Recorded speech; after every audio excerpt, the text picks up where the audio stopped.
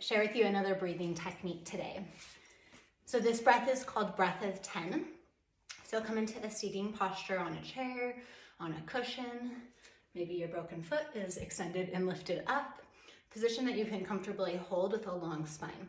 So I'll explain the instructions of this breath and then I'll lead us through a 5-minute breathing practice. So if 5 minutes seems like too long for you, you can set your timer for, I don't know, 1 or 2 minutes. It's just about doing it, right? Some time is better than no time at all.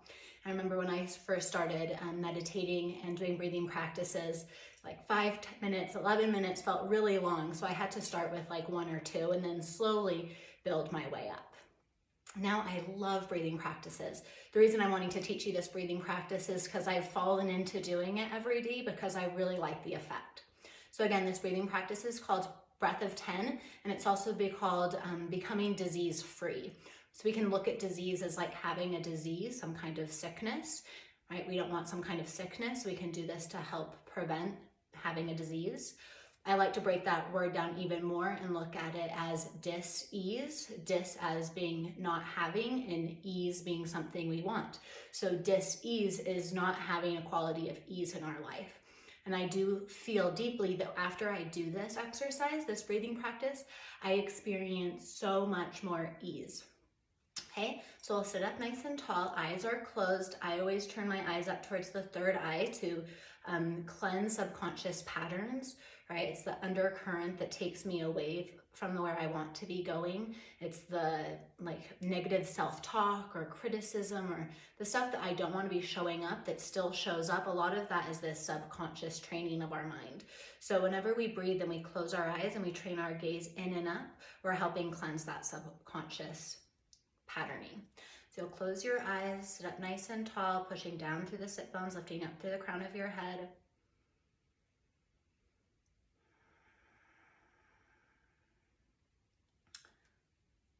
And then I'll still explain the instructions. I was going to go right into it. So we're going to be inhaling through 5 strokes through our nose. So, and then exhaling 5 strokes through the mouth. Inhale, exhale. Inhale, belly should be expanding. Exhale, it pulls in.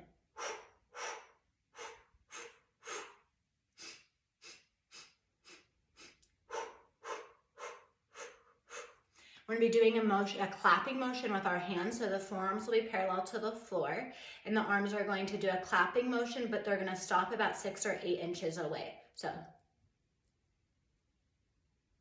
and this will be coordinated with the breath. Each in and out is one breath, so.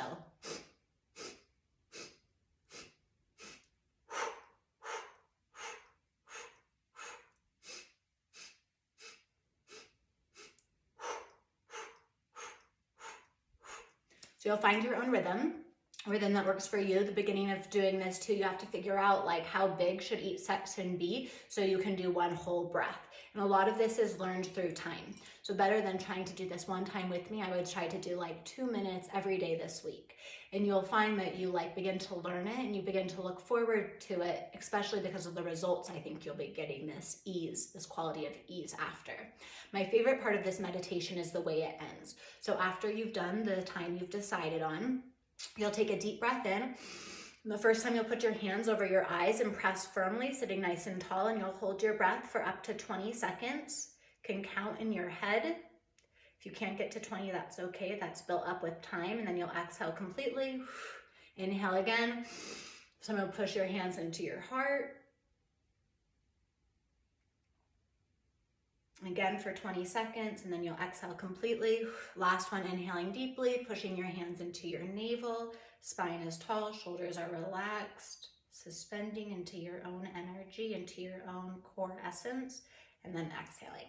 So we'll do that. Have you guys ever done, I used to love this when I was a kid, and I'll do this with my kids, and I even teach my yoga students this because it's really powerful, where if you rub your hands together, and then you can kind of like begin to feel your own energy that you create. It's like a ball, and you can make your ball really big, you can make your ball really small. Sometimes I'll do this with my kids and I'll put energy into it, like I'm putting love into my ball, and I'm gonna give myself that love. Oh, I'm putting impatience into that ball, and oh, I'm going to give that ball to the earth. I'm putting love into my energy ball, and I'm going to throw the ball to you. So if you have kids, it's a fun activity to get them to feel their own energy. But I often feel that way when I'm doing this. Whenever your hands go in and out, you're creating more strength in your auric field. Your auric field is the energy that surrounds your body, and it's protective, and it's also magnetic. So it helps pull certain experiences to you and protects you from certain experiences. So it will pull experiences to you that's going to help you learn the lessons you need to learn. Right, so if you have a weak auric field, it might be like painful stuff. You know, if you've read the Bhagavad Gita, there's this story where Krishna is trying to teach Arjuna something, and he's saying it really simply and really nicely, but then towards the end of the book, he's like a demon, and he's like, learn the lesson.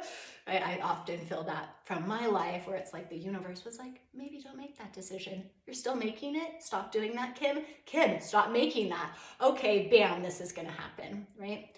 So we want a strong auric field so we can learn the lessons in a way that might not be so tough love.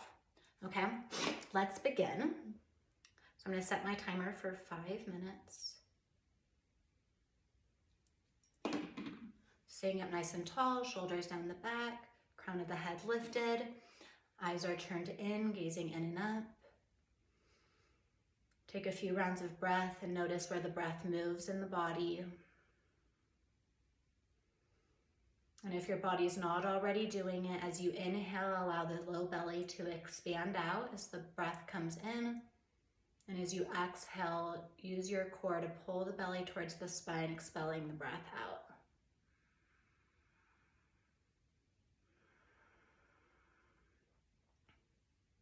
Inhale completely. And we'll start with our exhales clapping.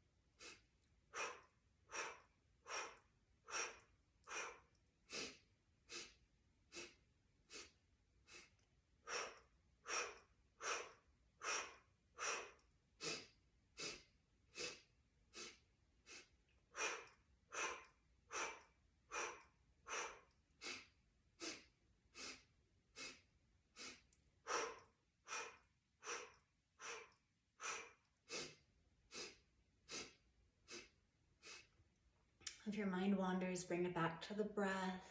Bring it back to concentrating on the energy in between your hands.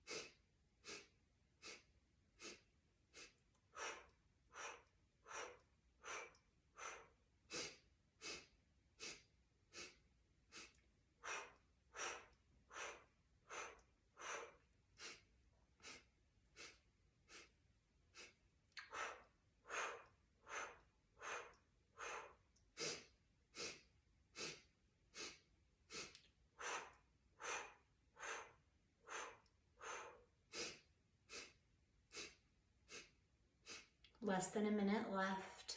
Bring your energy and focus back to what you're doing. Remain calm.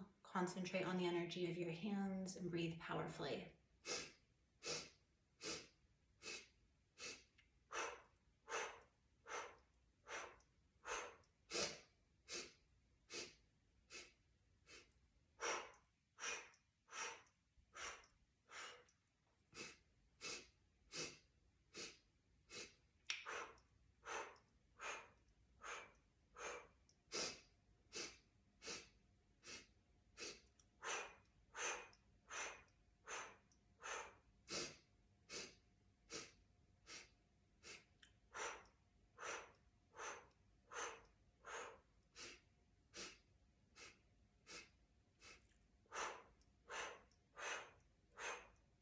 Inhale deep. Take your hands over your eyes, press firmly, sit up tall.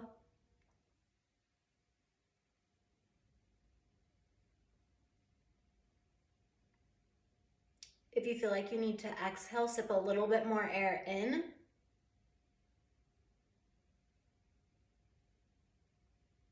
Exhale completely. Hands on your heart, inhale deep.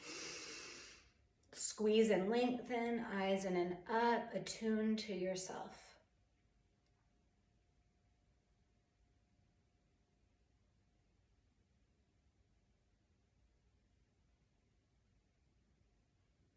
Maybe sipping just a little bit more air in. Exhale completely. Last one. Hands push in at the navel, shoulders soft, chin slightly tucked.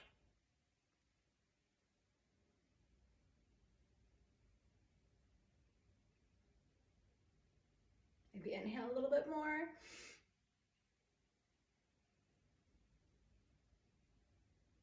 Exhale and release. Sit and meditate, notice.